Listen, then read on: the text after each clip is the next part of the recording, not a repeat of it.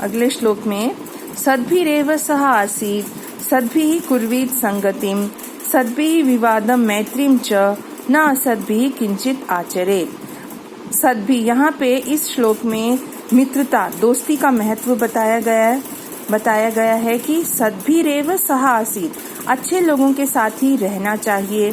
सद्भिः कुर्वीत संगतिम, अच्छे लोगों से ही संगति करनी चाहिए। We should be in the company of good people.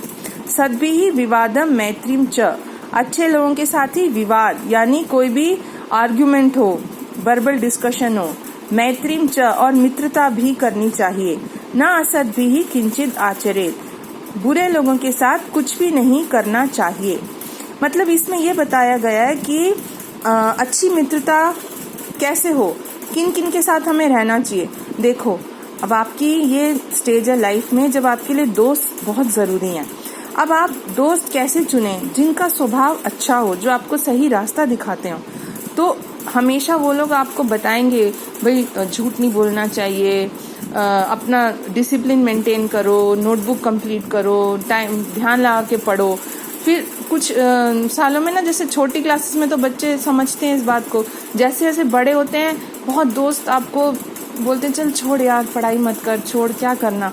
लेकिन नहीं, आपको ऐसे दोस्त चुनने चाहिए जो आपको सही चीज बताएं कि नहीं, तुम मेरे दोस्त हो, तुम्हें पढ़ना चाहिए, मम्मी पापा का कहना मानना चाहिए, टीचर की बात माननी चाहिए। अच्छी चीजें बताने वाला जो दोस्त है ना, बड़ी मुश्किल से मिलता है। तो ऐसे दोस्त मिले, उसके साथ रहो, ऐसे उसी से मित्रता करो। उसी से विवाद यानी आर्ग्यूमेंट, कोई भी अच्छी डिस्कशन हो, वो सब उन्हीं लोगों से करना चाहिए जो थोड़ा सा आपको समझें। नहीं तो बेकार के आर्ग्यूमेंट में पढ़कर कोई फायदा नहीं है। हम गलत लोगों से मिलकर गलत चीजें डिस्कस करते रहें तो उससे हमारी कोई ग्रोथ नहीं होती, उल्टा नेगेटिविटी होती है। और तो हमें ऐसे लोगों से ही विवाद करना चाहिए जिससे हमें भी कुछ सीखने को मिले, फायदा हो। ये नहीं कहते कि आर्ग्यू मत करो, विवाद यानी आर्ग्यूमेंट, वर्बल आर्ग्यूमेंट जरूर करो, अच्छी डिस्कशन करो, जनरल अवेयरनेस, जीके के ऊपर, किसी व्यक्ति के बारे में, कंट्री की सिचुएशन के बारे में, स्कूल के बारे में आप करो, कोई दिक्कत नहीं है, लेकिन सही लोगों से करो। मैत्रीम च, उन्हीं से दोस्ती, मित्रता करो। न असद्भिः किंचित् आचरेत्, गलत लोगों के साथ कुछ भी आचरण मत करो, जस्ट लीव देम अलोन। ठीक है, उनसे हाय हेलो रखो, अच्छी बात है, लेकिन बहुत ज्यादा उनसे कुछ डिस्कशन और उसमें जाओगे तो कोई फायदा नहीं है, क्योंकि कीचड़ पे पत्थर फेंके हमारे ऊपर ही कीचड़ आता है। तो हमें केयरफुल रहना चाहिए, सही लोगों से दोस्ती करनी चाहिए। अगले श्लोक में धन धान्य प्रयोगेषु विद्यायाः संग्रहेषु च आहारे व्यवहारे च त्यक्त लज्जः सुखी भवेत्। कौन सुख प्राप्त करता है?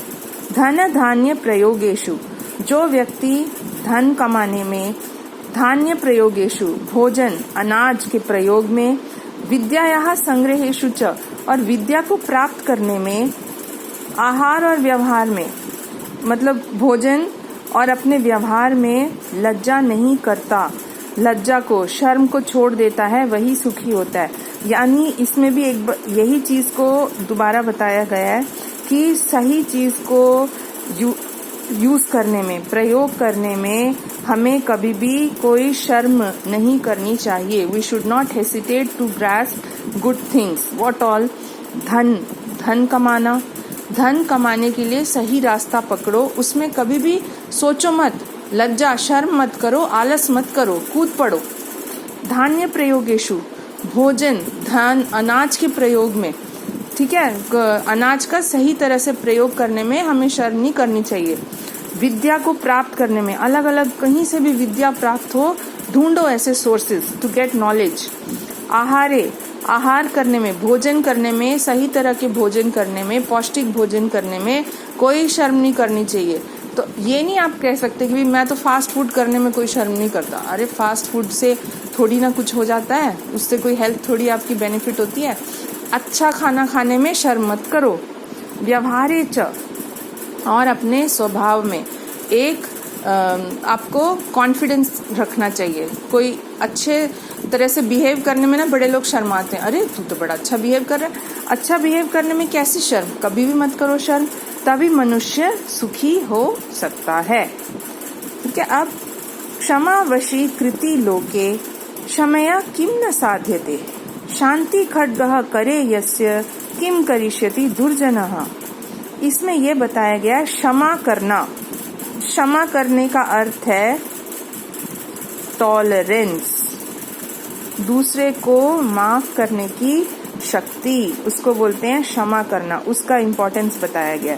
क्षमा वशी कृति लोके, इस लोके यानी इस संसार में जो व्यक्ति क्षमा के स्वभाव से युक्त है, क्षमा करना यानी दूसरों की चीजों को सहना। क्षमया किम न साध्यते, इससे क्या नहीं प्राप्त होता, यानी अर्थ ये है जनरली हम लोगों की आदत होती है मनुष्य की कि हम दूसरे के कोई भी जरा सी गलती उसको हम सह ही नहीं पाते। We are not able to tolerate any small mistake also of others. ये चीज़ ठीक नहीं है। हर एक में गलतियाँ होती हैं, हमारे में भी होती हैं। तो हमें उस चीज़ को सहने की सहन शक्ति को डेवलप करना चाहिए। तो क्षमा का एक अर्थ है सहनशीलता। We have to develop the power of tolerance. अब देखते हैं क्लास में भी कितनी बार ऐसी आर्ग्यूमेंट्स होती हैं जस्ट बिकॉज हमें दूसरे की कोई आदत अच्छी नहीं लगती। हमें उस चीज़ को सहने की आदत पड़नी चाहिए। ये नहीं कि हम चुप हैं और गलतियों को झेले जा रहे हैं, दूसरा हमारे साथ बुरा व्यवहार कर रहे हैं, बुली कर रहे हैं, ये नहीं कह रहे हम। लेकिन ज़रा सी कोई चीज़ हो, छोटी छोटी बातें हो, उसको हमें ठीक है माफ़ कर दो व्यक्ति को। और कोई पुरानी बात है उसको लेके मत चलो कि तूने 5 साल पहले मुझे ऐसे किया था, पिछले साल तूने ऐसे किया था, इसलिए मैं तुझसे नाराज़ हूँ। ये सारी चीज़ें कभी मन में मत रखो। कोई भी बात हो उसको सॉर्ट आउट करो बातचीत करके। बहुत बड़ी बात है तो उसको और बड़े लेवल पे ले जाओ, जैसे सॉल्व करना है करो, मगर क्षमा कर दो उस व्यक्ति को। उसको उस चीज़ को लेके मन में मत चलो, क्योंकि वो आपके लिए भारी हो जाएगा। दिमाग आपका ज़्यादा बोझ से भरा हुआ हो जाएगा। जैसे बड़ा भारी बस्ता लेके कोई चले तो उसका ही पीठ उसकी दुखेगी, खराब होगी। तो इसलिए अब CBSE ने बैन कर दिया बहुत भारी किताबें। उसी तरह मन को मत भारी बनाओ, मन को खाली करते जाओ रोज। क्षमा करो लोगों को, बस उसी चीज को लेकर मत चलो।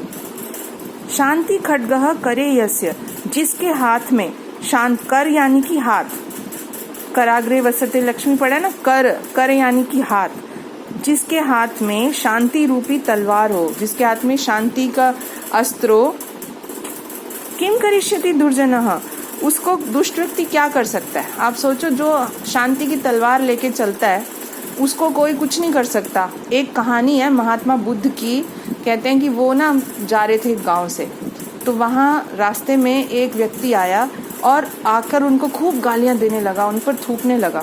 अब बुद्ध के एक शिष्य भी उनके साथ चल रहे थे, तो उन्होंने पूछा उन्होंने उस शिष्य ने गुरु से कि आपके ऊपर वो व्यक्ति आया, इतना उसने गाली दी, इतना थूका आपके ऊपर, पर आप तो बिल्कुल शांत रहे। तो महात्मा बुद्ध ने कहा कि देखो, जिसके पास जो है वो वही दे सकता है। अब उसने मुझे वो दिया, अब ये मेरा स्वभाव नहीं है कि मैं उससे वो चीज़ लूँ। तो आप वो कोई चीज़ कोई गलत बोल रहा है। ऐसे इंग्लिश में भी एक स्टोरी है, do not accept garbage from others, you be peaceful. आप शांत रहिए, दूसरा व्यक्ति अपने आप ठीक हो जाएगा। कहते हैं ऐसी एक स्टोरी है उसकी, अंगुलीमाल की, अगर आपने पढ़ी हो, जो लोगों का खून करके रास्ते में डाका डालकर उनकी उंगलियां काटता था और वो माला बना के पहनता था उनकी उंगलियों की। तब एक बार महात्मा बुद्ध वहाँ से निकले तो उसने कोशिश की इनको भी तलवार से मारूं, उनकी उंगली काटूं। महात्मा बुद्ध बिल्कुल शांत रहे और उनकी शांति के कारण वो अंगुलीमाल उनके सामने झुक गया और उसका स्वभाव उस दिन से बदल गया। वो जो डाकू है वो एक संत महात्मा में बदल गया। यानी इतना प्रभाव था शांति का। तो शांति उनके हाथ में थी, तो उन्होंने इतने लोगों को बदला। तो इसीलिए शांति की तलवार जिसके हाथ में हो उसका कोई बाल भी बांका नहीं कर सकता। तो always stay calm in any situation. एकदम गुस्सा, उसने मुझे गुस्सा किया, मैं भी गुस्सा करूंगा, कोई भी इसका फायदा नहीं होता। ठीक है, एक व्यक्ति गुस्से में है तो दूसरा शांत हो जाए। ये ना कहे तो मैं क्या गलत हूँ, मैं क्या कुछ नहीं बोलो, लेकिन उस समय शांत रहो। थोड़ी देर जाने दो, टाइम, 1 दिन का 2 दिन का, शांत हो जाओ, फिर उस समस्या का हल निकल आएगा डिस्कस करके।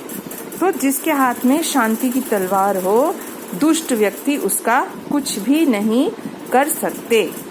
धन्यवाद।